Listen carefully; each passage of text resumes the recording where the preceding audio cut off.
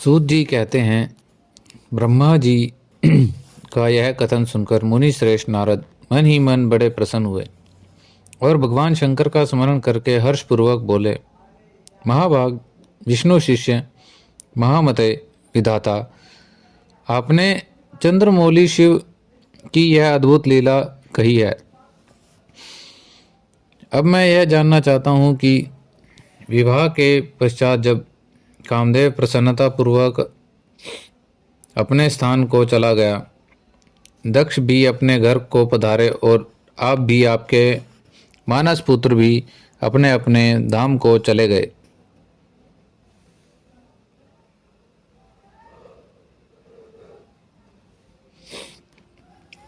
तब पितरों को उत्पन्न करने वाली ब्रह्म कुमारी संध्या कहाँ गई? उसने क्या किया और किस पुरुष के साथ उसका विवाह हुआ? संध्या का यह सब चरित्र विशेष रूप से बताइए।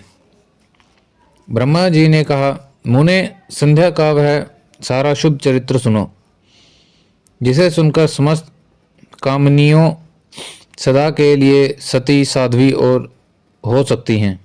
यह संध्या जो पहले मेरी मानस पुत्री थी, तपस्या करके शरीर को त्याग कर मुनि श्रेष्ठ मेघाती की बुद्धिमती पुत्री होकर अरुंधति के नाम से विख्यात हुई। उत्तम व्रत का पालन करके उस देवी ने ब्रह्म विष्णु और महेश के कहने से श्रेष्ठ व्रतधारी महात्मा वशिष्ठ को अपना पति चुना। वह सौम्य स्वरूप वाली देवी सबकी वंदनीय और पूजनीय श्रेष्ठ पवित्रता के रूप में विख्यात हुई। नारद जी ने पूछा, भगवान, संध्या ने कैसे, किस लिए और कहाँ तप किया? किस प्रकार शरीर त्याग कर वह मेघातिथि की पुत्री हुई?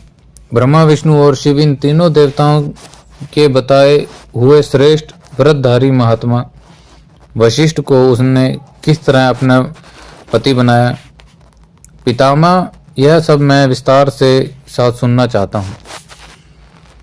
अरुंधति के इस कौतूहलपूर्ण चरित्र का आप यथार्थ रूप से वर्णन कीजिए।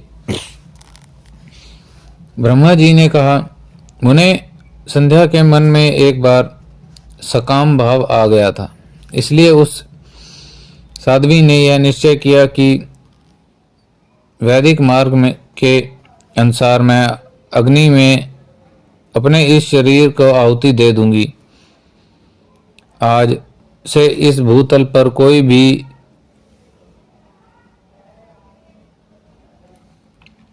देहधारी उत्पन्न होते ही काम भाव से युक्त न हो। इसके लिए मैं कठोर तपस्या करके मर्यादा स्थापित करूंगी। तरुणावस्था से पूर्व किसी पर भी काम का प्रभाव नहीं पड़ेगा, ऐसी सीमा निर्धारित करूंगी। इसके बाद इस जीवन को त्याग दूंगी। मन ही मन ऐसा विचार करके संध्या चंद्रभाग नामक उस श्रेष्ठ पर्वत पर चली गई, जहाँ से चंद्रभागा नदी का निकलना हुआ है। मन में तपस्या का दृढ़ निश्चय ले संध्या को श्रेष्ठ पर्वत पर गई हुई जान मैंने अपने समीप बैठे हुए वेदांतों के पारंगत विद्वान सर्वज्ञ जितात्मा एवं ज्ञान योगी पुत्र वशिष्ठ से कहा, बेटा वशिष्ठ, मन स्विमिनी संध्या तपस्या की अभिलाषा से चंद्रभाग नामक पर्वत पर गई है। तुम जाओ और उसे विधि पूर्वक दीक्षा दो। तात, वह तपस्या के भाव को नहीं जानती है, इसलिए जिस तरह तुम्हारे यथोचित उपदेश से उसे अभिष्ट लक्ष्य की प्राप्ति हो सके वैसा प्रयत्न करो। नारद, मैंने दयापूर्वक जब वशिष्ठ को इस प्रकार आज्ञा दी, तब वे जो आज्ञा कहकर एक तेजस्वी ब्रह्मचारी के रूप में संध्या के पास गए। चंद्रभाग पर्वत पर एक देव सरोवर है, जो जलाशय योचित गुणों से परिपूर्ण हो। मानस सरोवर के समान शोभा पाता है। वशिष्ठ ने उस सरोवर को देखा और उसके तट पर बैठी हुई संध्या पर भी दृष्टि डाली। कमलों से प्रकाशित होने वाला वह सरोवर तट पर बैठी हुई संध्या से उपलक्षित हो उसी तरह सुशोभित हो रहा था जैसे प्रदोष काल में उदित हुए चंद्रमा और नक्षत्रों से युक्त आकाश शोभा पाता है। सुंदर भावशाली संध्या को जब वहां बैठे देख मुनि ने कौतूहल पूर्वक उस बरह लोहित नाम वाले सरोवर को अच्छी तरह देखा। उसी प्रकार भूत पर्वत के शिखर से दक्षिण समुद्र की ओर जाती हुई चंद्रभागा नदी का भी उन्होंने दर्शन किया। जैसे गंगा हिमालय से निकलती समुद्र की ओर जाती है, उसी प्रकार चंद्रभागा के पश्चिम शिखर का भेदन करके वह नदी समुद्र की ओर जा रही थी। इस चंद्रभाग पर्वत पर ब्रलोहित सरोवर के किनारे बैठी हुई संध्या को देखकर वशिष्ठ जी ने आदरपूर्वक पूछा, भद्रे, तुम इस निर्जन पर्वत पर किस लिए आई हो? किसकी पुत्री हो और किसने यहाँ क्या करने का विचार किया है? मैं यह सब सुनना चाहता हूँ। यदि छिपाने योग्य बात न हो तो बताओ। महात्मा वशिष्ठ की यह बात सुनकर संध्या उन महात्मा की ओर देखा। वे अपने तेज से प्रज्वलित अग्नि के समान प्रकाशित हो रहे थे।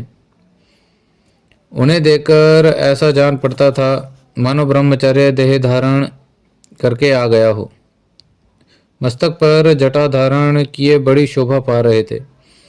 संध्या ने उन तपोधन को आदरपूर्वक प्रणाम करके कहा, ब्राह्मण, मैं ब्रह्मा जी की पुत्री हूँ। मेरा नाम संध्या है और मैं तपस्या करने के लिए इस निर्जन पर्वत पर आई हूँ। यदि मुझे उपदेश देना आपको उचित जान पड़े तो आप मुझे तपस्या की विधि बताइए। मैं यही करना चाहती हूँ। दूसरी कोई भी गोपनीय बात नहीं है। मैं तपस्या के भाव को, उसके करने के नियम को बिना जाने ही तपोवन में आ गई हूँ। इसलिए चिंता से सूखी जा रही हूँ और मेरा हृदय कांपता है। संध्या की यह बात सुनकर ब्रह्म वेदांतों में श्रेष्ठ वशिष्ठ जी ने, जो स्वयं सारे कार्यों के ज्ञाता थे, उससे दूसरी कोई बात नहीं पूछी। वह मन ही मन तपस्या का निश्चय कर चुकी थी और